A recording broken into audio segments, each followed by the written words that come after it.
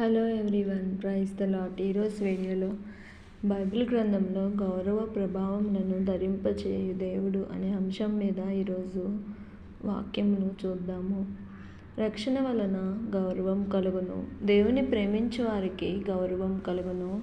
దేవుని ఆత్మగల మనుషులకు గౌరవము కలుగును. దేవుని పరిచర్య చేయువారు గౌరవింపబడుదురు. దేవుని పనిలో నమ్మకమైన వారు గౌరవింపబడుదురు.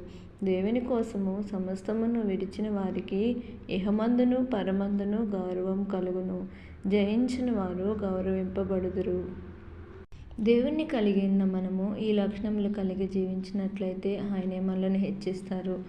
నన్ను గణపరచువని నేను గణపరుస్తానని దేవుని వాక్యం సెలవిచ్చినట్లుగా మనము దేవుని గణపరిచినట్లయితే ఆయనే మనలను గణపరుస్తారు. దేవుని యందు విశ్వాసం కలిగి మనం ఉండాలి.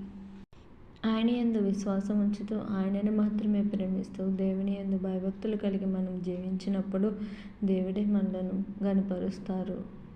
ఆయనను కలిగి ఉన్న మనము ఆయనను మాత్రమే సేవిస్తూ దేవునిలో బలంగా ఉన్న ఎడల దేవుడే మనకు అన్ని విషయంలో సహాయం చేస్తాడు. దేవుడు మనందరికీ అట్టి సహాయము దయచేయునుగాక. ఆమేన్. Thank you for watching.